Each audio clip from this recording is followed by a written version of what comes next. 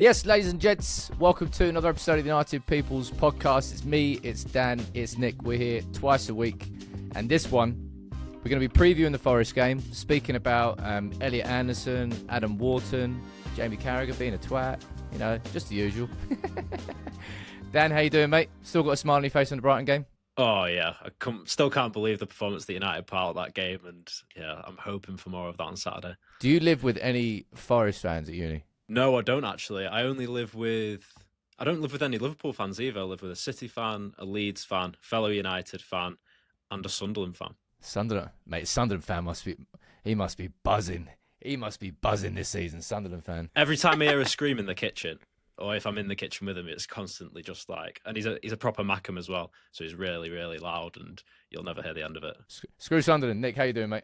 Yeah, not too bad. Do you remember I think it was, the second episode, I was like, oh yeah, you know, like, things have been tough, so right now I'm riding the high for as long as I can ride, and a week later, I'm still riding it, so, yeah, all good. We'll see what happens at Forest. It's going to be a very different kind of game, so, yeah, it's a new test. Every game's a new test. Oh, can he do it at Anfield? Can he do it at home against a bogey team? And we're kind of knocking them down, but Forest, I really do think it will be a different game, because Sean Dyche is going to go peak Sean Dyche.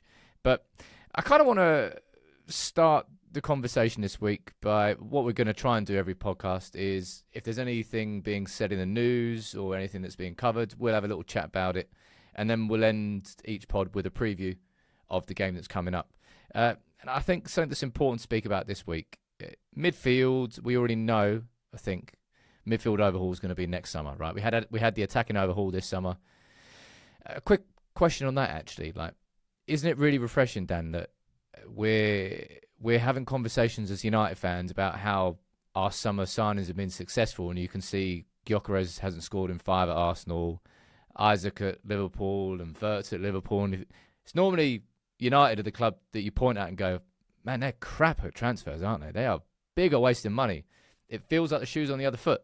Yeah, we're not getting taken the mick out of anymore on both sides in the negotiation room and also by other fans.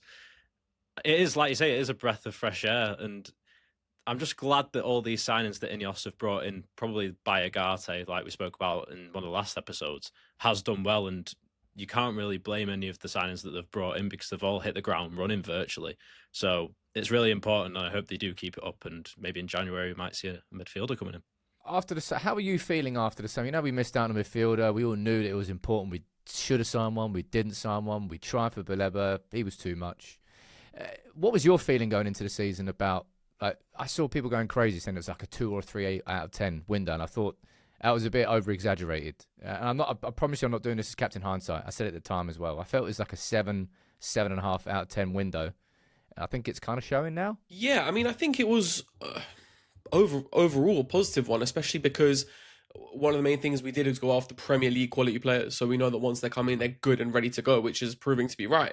I think maybe in terms of the sales, maybe you could have squeezed a bit more out of those. The Garnacho one comes to mind, for example, but obviously that comes with its own context because he was banished from the first team training, etc. So yeah, on that front, but I don't think Ineos have really had a bad transfer market. I mean, I know there hasn't been many. They haven't been there too long, but thus far, the signings that they have brought in, I've said so far that I only really look at Agate as the one where I'm not sure about that one. Even with like a Xerxes, I just think it's just not really fit, but he's still a very capable player. So I'd say overall, Ineos have been fairly good in the market. The midfield one is that's the one glaring one where you think it's a little bit disappointing we didn't bring reinforcements in there, but maybe the ideal candidate wasn't out there. Maybe they felt goals were more important, but yeah, overall, though, I think it was a good summer transfer window, and I think it's proving to be right. I think last week we were speaking about Carlos Baleba ahead of the Brighton game. He had a stinker. I kind of feel a little bit sorry for the lad, but he definitely had a stinker. He was overawed by the occasion of being at Old Trafford. There's going to be a lot of attention this week on Elliot Anderson at Forest. And Dan, I don't know if you're the same as me, but the way I look at Elliot Anderson is probably the same way I looked at Declan Rice. Not the year he signed for Arsenal, but the year before, when I think it was Ole that was linked with signing him. There's quite a few United fans who were turning their nose up at Declan Rice. But obviously, like I'm sure you've seen the reports this week from like Sky Sports Germany, like 120 million. Oh, fucking hell, here we go again. Like, what's your own take on Elliot Anderson and where he fits in this sort of It's probably Anderson, it's Wharton, it's Baleba. It's one of these three midfielders that United might be looking at. So where do you sit with those three? So I've always been an advocate for bringing in Wharton, but about 2 days ago, I did a bit of research looking at the stats into Wharton compared to Anderson and what United need. And the stats that I came out with was that Anderson boasts the higher tackles and interceptions per 90 with 4.5. And he also has a better percentage of ground duels and more take-ons than Wharton. But then you look at Wharton's stats as well, and it's more progressive passes per 90 with 7.78.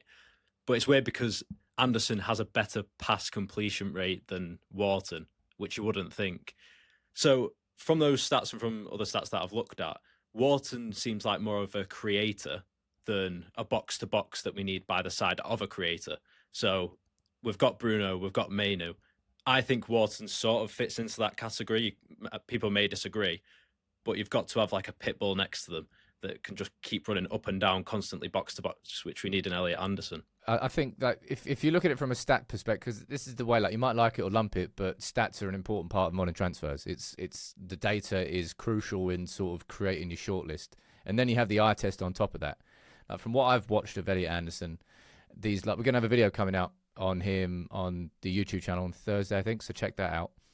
But his development in these last 6-7 months has been really impressive. And if you look at the difference, he's played in 3 managers this season at Forest. I keep saying Postecoglou, obviously the mad attacking, Nuno, the counter-attacking sit deeper, and same sort of thing with Dyche, and also going into the Tuchel setup. For me, it's one to watch. I don't think that he's going to have the same sort of overall by the occasion that Baleba did at Old Trafford. I think Anderson's probably going to have a good game against us, and yeah, I don't know. Just as it stands, Wharton was my dream midfield signing in the summer. And Baleba, I mean, I would have loved him in the summer. Feel sorry for the lad a little bit, but his stock's gone right down. So as it stands, I'm looking at still probably up Wharton because that's what I want, that Carrick style midfield. I think that's just the one that we miss so much, and he is the best at that. But Anderson is definitely going to be one to watch, Bill. Moving on, I want to quickly. I mean, you've got it down here in the running order. I don't really want to speak about it that much. You've got down about long throw-ins. Like, is that what we're talking about? We've got a dedicated part of the podcast to speaking about long throw-ins. Is that where we're at now with the game? Seems very topical at the moment, so I thought I'll just put it in just in case. I mean, I don't mind them right now. Did you see Brentford's goal against Liverpool? I'll have a bit of that. Love that. What's the name of that Brentford? Is it what's his name? Michael Coyote. Mate, he is unreal. Not just at long throw-ins. Not just at long throw-ins. I mean, he's actually quite good at long throw-ins too. But just an overall footballer, he seems like one to watch. Mate, long throw-ins is like basically the only reason that you might put Diogo Dalot in a starting 11 right now. Is that unfair? Part of it. I think there's still other things that he brings to his game that, for example, Dorgu doesn't. I think, in the build-up when sort of one of them drops in to receive it and then turn to play one of the midfielders or whatever. So Dorgu really struggles with that because he's left-footed and he's receiving it this way and he can't turn inside onto his right foot. He really struggles with that. So I think that's one thing that Dalot brings. But yeah, going forward and creatively, he is quite limited. We do struggle. Like, Dan, what's your take on, because this is kind of a debate that's going around football fans right now, like, the game, it's just becoming all like Arsenal or Stoke, like, where's the creativity gone? It's about set pieces. Is that just where football does trend? Football shifts. Like, if you look at Guardiola's City versus the team of Space Jam villains he had like 3 years later, like, tiki-taka went out the window and it was all about, are you 6'2"? Are you double hard? All right, good, you're in my team. That's kind of where football went, and it's why the Premier League's so physical right now. Why is it that set pieces have, I suppose, grown in prominence with, like, to the point we're having a conversation about set pieces? Are United sort of behind that trend, or is that actually a trend in football? Or is it just a little, I don't know, Arsenal just being boring? I think Brentford were the originators of this, really. They were the ones who really brought set pieces and knew how much that they needed them in games as just another outlet to get a goal, basically. And it's become quite valuable. That's why you see Arsenal, who have adapted it. Spurs are up there recently as well. I think they're second or third in the table for set pieces at the moment. And United probably are one of the last few to come around to it and sort of invest in it. I think it is quite good for the sport, though. You think about other sports like American football, they analyse everything so small and granular. And that's happening in football now. And set pieces is one of them. People like Sam Allardyce got laughed about at them, I think, in the early 2000s with Bolton when he was focusing quite a lot on corners. Everyone was laughing, but look how that turned out. So, Nick, does it make me sound like old man moaning? Like Dan, you're saying there about like football's getting granular, and you're looking at every seat, like turning absolutely everything, looking for marginal gains here or there. Is that like when you just like overcook the fucking game? Like, what do you mean? Like, why do you just play football? I mean, it's the way the world's moving, isn't it? It's not just in football. It's in every sector of life today. We're going towards. I don't know. The way I kind of see it is what you said earlier, right? About football moves in cycles. History will repeat itself. We'll see the same things again and again. So, like right now, for example, less teams are building out the back because everyone has become so good at pressing that it's almost like the pressing team are at an advantage. So teams are going, right, you know what, we're not going to build out the pack back because it's not actually that advantageous to us. There will come a time where because or if this trend continues, teams will have to adapt and become better at defending set pieces, and then that cycle will go to something else because that benefit or that sort of strategy isn't working as much anymore. We're going to have to try find the next thing, and then the cycle will kind of continue. So I don't think this is. So I think this is a cycle we're definitely going through at the moment, and it is going to happen. But I also think eventually we'll then come out of it, and something new will come. And it might get to a point where the Premier League becomes too physical and too reliant on physical that in Europe English teams struggle because they're getting bopped around and can't pick up the ball and can't keep the ball.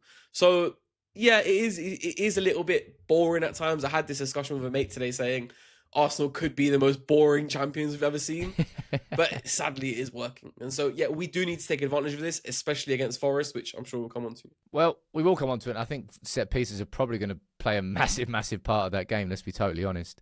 Like, Dan, would you say United are better or worse at set pieces this season? Like, from an attacking and a defensive perspective, I'm trying to think. We got, who was it? Šeško's goal against Sunderland, the first one. It was a throw-on by Dyche. That was a flick on, and then Šeško scored. Can't remember any other goals off the top of my head that we scored from set piece. Oh, well, Maguire's winner against Liverpool came close from a set piece. So I suppose we have got some goals.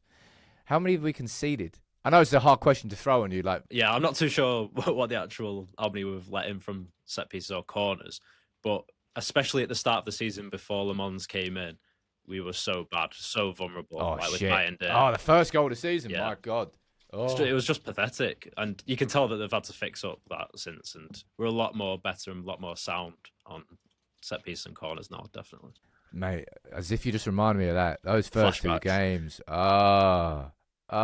Even, was it Fulham as well, where every corner seemed to float over him somehow? Yeah, didn't Euro score one in that game as well, though? Wasn't our goal a Euro header? Was it an own goal? Did it go down as an own goal? Either way, though, it did come from a corner. That one, I'm pretty sure it did, yeah. But yeah, it's hard to really say, are we better or worse? You'd have to really go into the nitty gritty and get really nerdy with it and start looking at it. You know what I mean? You'd have to go look at. But I'd like to think with a few additions in the squad, we're a bit better off this season. I think that Sonny Lamont being there is definitely making a difference. Like, seeing him just come out and just clutch a ball like 5 yards above his head, it's quite impressive, really, but it's, I suppose, what you expect from a goalkeeper, and we're actually just seeing that now. So I suppose we may as well just move on to the Forest game, really, because if you look at the last 3 wins for United, 3 different sorts of games. Sunderland at home felt routine. It was quality, actually. Can you do it at Anfield? Won their first time in 10 years. Can you beat the Bogey team at Brighton? But Sean Dyche is kind of everything that we've been crap against for a long time. Like, probably the hardest games we've had, I suppose for a lot of teams really, are the low block, defend your box, hit on the counter teams. And Sean Dyche is right up there with Sam Allardyce in like the Premier League goats at doing that. You know how he's going to play. 4-4-2, just get it up onto the lads, go down there, defend your box, get your tackles in, win the game. Yeah, that's my Sean Dyche impression, apparently. I didn't know that was coming. It's not terrible, too. But Dan, what are you expecting from Forest on Saturday? And like, in terms of their threat, and then we can speak about how United might approach it. So from the two games that I've watched under Dyche, which was obviously the Porto one when they won 2-0 and then the Bournemouth one when they lost 2-0, they put a lot of crosses into the box as expected. But Chris Wood's actually out injured. He's got a knock, so he's quite doubtful to possibly start or feature in the game. So it's a Wanye or Igor Jesus who could possibly start. Neither of them really, I would say, are target men.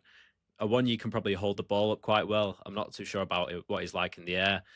But then, like you said, we know what they'll be like defensively, sit in a low block, 4-4-2, and there'll be a huge emphasis on United stretching Forest, definitely, with the wing-backs. Dorgu and Ahmad will play crucial parts, I think, on Saturday.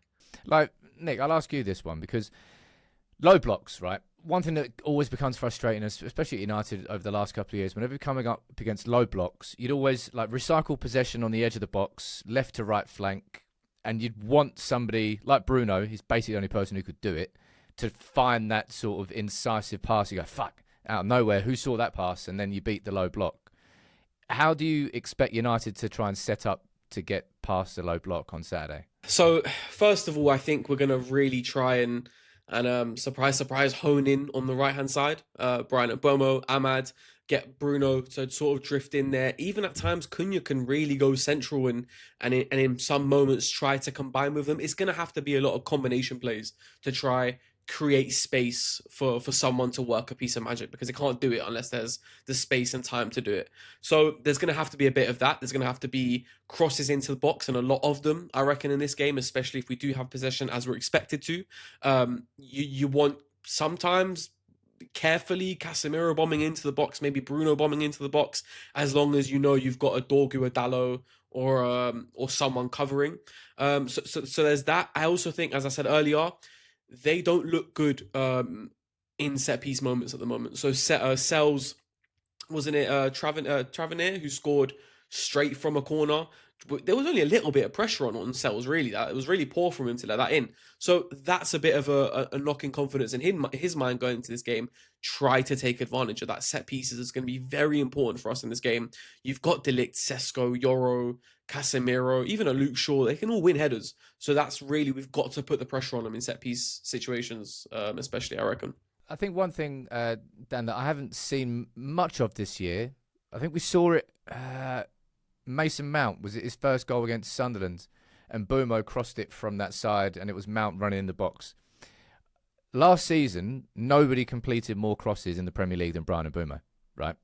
And we've got a 6'4" NBA striker in the middle. Like, that combo's just not been used properly yet.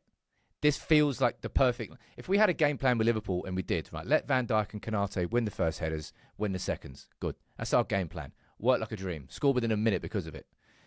Surely our game plan, part of it, the whole game can't be geared towards it, but get Bumo, probably get Ahmad on the overlap, get the defender following him, and Bumo cut back to the edge of the box, left foot, go towards the back stick, because Cunha's going to be running in there, and Šeško as well.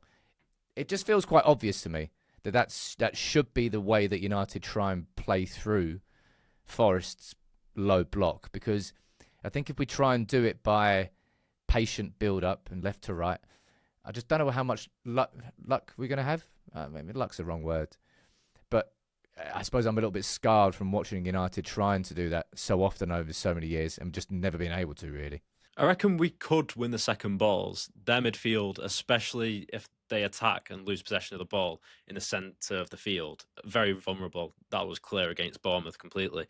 But going back to the Mbeumo and Šeško link-up and crossing it to the back post, we can't forget how good Milenkovic and Murillo were last season for Forest defensively. And when they were sitting in a low block, they were very, very good and won a lot of duels. So it'll be tough for Šeško to get any luck against them too. But it's not to say that it can't happen. They'll just have to time it very, very well. And we could see quite a lot of goals coming from it. I think Cunha on the back post, possibly against Savona, that'll be quite key, I think. Like you said that you rewatched the Forest Porto game. What is it that they specifically did well against Porto? Because that was quite a big scalp for Dyche in his first game, wasn't it? Yeah, just hit on the transition really, really well, and tried to obviously stay compact, defensively solid. But Nick spoke about it there, about set pieces. In that game, what Tavernier did against Forest, on Sunday, Porto actually tried against Sells, and they nearly pulled it off. And Sells just tipped it over the bar. So it's definitely a vulnerability. So what you're saying is put a little cheeky tenner on Bruno direct from a corner. That's what I'm hearing. Or Mbumo. Eh? Or Yeah. Mbomo, yeah. Come on. Probably Mbumo. I always used to hate outswinging corners because like, if you get a good, as far as I was concerned, like a big reason why, we go back to Arsenal and speak about the corners, right? I swear the corner itself is doing like 85% of the legwork. Like if you get a Rice swinger that's got pace and you drop it on a 6-yard box, just, I know, get your shoulder on it, get Sonny on it, probably goes in. In-swinging corners allow that because the trajectory of the ball means something has to stop it and force it in the other direction. And if no one does, it probably goes in anyway. It always pissed me off, outswinging corners. I don't really understand why anybody ever did it. And the way that Mbumo's playing right now, he'd probably put it on a plate for anybody. Delict? I would like to see Delict score a few more headers because he's got the build for it. He's got the leap for it. He can win a header. You've seen him do it. There wasn't it against Southampton last season, right? He's got a header, a nice header as well. Yeah, that was a monster game. Yeah, but he's got that physique about him. He's very physically dominant. I would like same like I said about Maguire when he first came. He wasn't quite scoring enough for me, and now he is. I'd like to see Delict hopefully go on to do the same. Since you're speaking about those two, I'll ask you straight away, Nick. Like, who are you playing at central centre back against Forest? You playing Maguire? You playing Delict?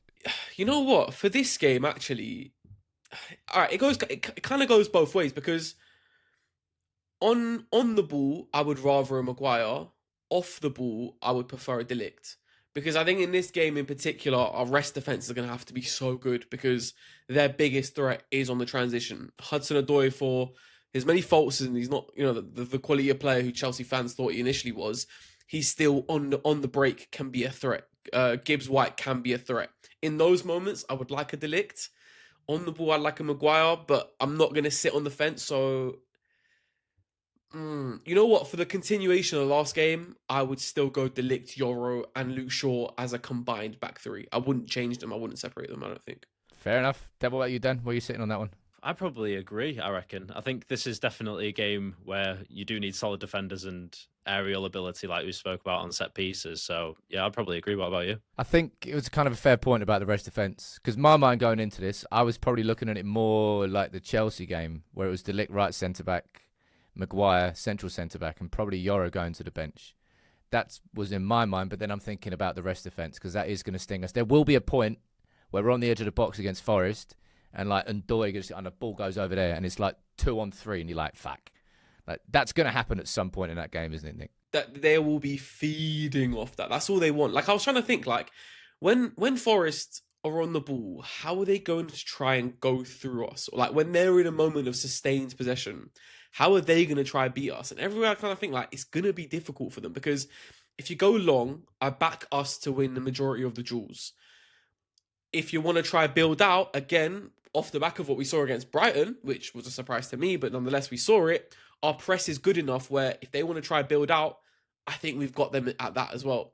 So for the majority of this game, I don't think Forest want the ball. This is a game where Forest don't want to be on the ball. They want to catch us on the break.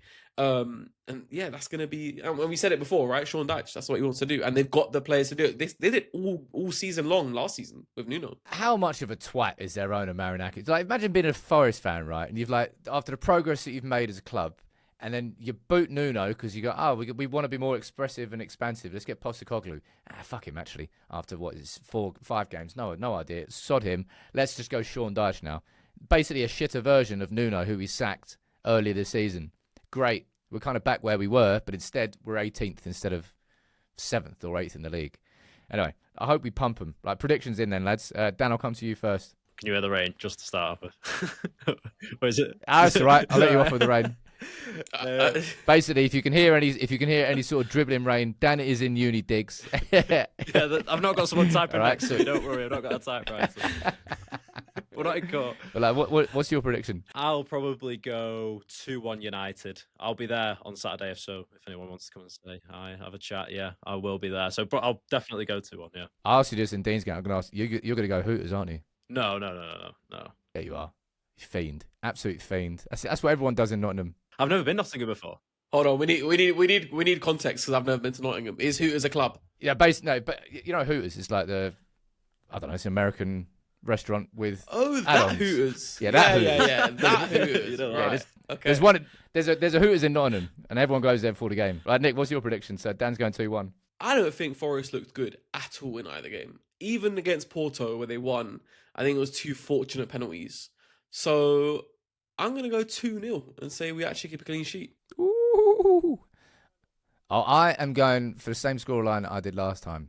I'm going for 3-1. It feels... I'm still ready for United to just burst my bubble. We've got goals in us right now. Forest will concede against us.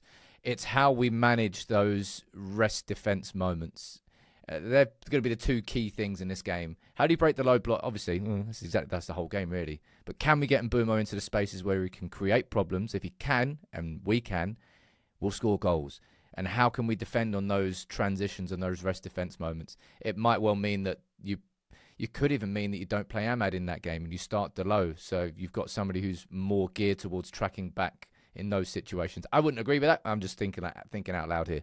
But I'm going to go for a 3-1. But Dan, before we finish, do we have anything in the mailbag? Yes, we've had quite a lot this week, actually. Thank you for everyone who's sent your questions in. We'll start off with Amir Ahmed. So he's got 2 questions for us. He says, would you rather United go heavy in the league and play some of the reserves in the FA Cup, or is winning the FA Cup a necessary thing for you? Mate, heavy in the goddamn... 100% league, FA Cup is the seasoning. No offence to the FA Cup, but like we've won it under Ten Hag. Yeah, it didn't change anything. Let's be honest. I don't think in FA Cup it would be nice to get Ruben Amorim his first trophy. But after how I felt after Newcastle and winning that League Cup and where I was in my mind and what subsequently followed, trophies aren't going to be the measure of whether United progress under Ruben Amorim. I think it's just week in, week out, and the league for me is the measure. Nick, not sure about you. I agree. I would prioritise the league, but I'd also say, considering we're not in any European competition, and obviously we've been kicked out by the Carabao Cup, I'd also say, not say we can go heavy in the Cup, but I still think we can play a lot of our first teamers in the Cup as well, because it's not like we've got a lot of games to worry about anyway. The only slight concern with me just saying that, I've just thought about it now, is that there are a few FA Cup fixtures in January, which is when Mbeumo and Ahmad and Mazraoui are going to be here, if I'm correct in saying. So that will play a part. Random, but I think a lot of the FA Cup games are on weekends this season, aren't they? I don't think they're midweek fixtures.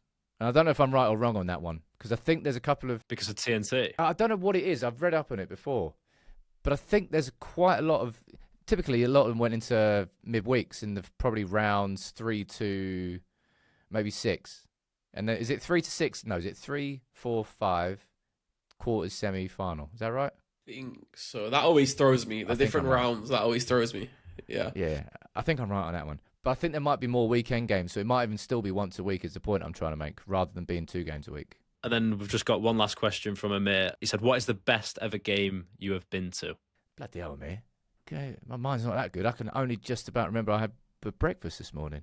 I'll go because mine's easy. Because I've gone to games, but I haven't been to all that many games. I will go for nostalgic reasons, right? So obviously, growing up, Ronaldo was like, do you know what I mean? Like he was like, I had posters of him, tried to do my hair up like him, etc., etc. So when he came back, I went to the game against Brighton, funnily enough, and he scored a wicked goal, and then Bruno Fernandes topped it off 2-0, and then I saw him afterwards coming out of the dressing room and stuff. So that was for me like a bit of a childhood, like nice moment. But yeah, it was good. 2 that I think of. One, I wasn't at the game, but I was in Paris that night when Rashford scored the winner. We had such a good spot in this bar. They gave us the whole bottom floor. There was hundreds of United fans down here. Had a great night that night. But probably game-wise, I was there when Matic got the late winner against Crystal Palace. We were 2-0 down, and he scored like the banger in the 93rd minute banger from like 30 yards. That was a great goon. I got bruised knees for that. That was a class game. So I'm probably going to choose that one. Mine's probably between Liverpool in the FA Cup quarterfinals 2 seasons ago, when we beat them 4-3, or the final of that year against City. Just because for about 20, 25 minutes, half an hour, we were bossing that game. They couldn't cope with us. And I've never seen City in that state before against United. So I'll probably go the FA Cup final. Mate, do you remember Kobe Mania in that game? I just feel like Rodri had no time on the ball. He couldn't get on it. And Kobe bossed that game, man. Kobe absolutely bounced Haaland, I can remember. I think on a shoulder barge. Like Haaland, I can remember, yeah. Kobe's got a deceptively good sort of, when he gets really low and he can really barge a man off the ball. Like he doesn't often look it, but he's got a bit about him. Like physically, he's quite strong. And then, do we have time for one more by any chance? So this is from Eden Smith. He said, "Hey lads, loving the podcast so far. Keep it up." And his question is, "What's your earliest United memory?" Wow, mate, this is like some sort of memory test. This is earliest United memory. The first game I went to, I don't actually remember who we were playing, but it ended up. Someone can help me with this, right? Because I've tried googling it. I'm sure I'm just being lazy. We drew 0-0. It was the FA Cup, and Gary Neville hit the post. And then we had to get a replay. And I think I was like 9 or something. So what year would that have been? 1998. I was there with like face painted, all that jazz. Got a photo of it somewhere. Nice. Mine, well, again, because I hadn't been going to games when I was young. It was very much like watching them at home. The earliest one, I think I would have been about 5 or 6. My dad was a big United fan, so naturally I became one as well. It's a random one, but I just remember a game against Villa. And I remember it was it was early Rooney, early Ronaldo, before they really took off. I don't think Rude was there. I don't think Keane was there, but it was just a random game against Villa that I just remember watching.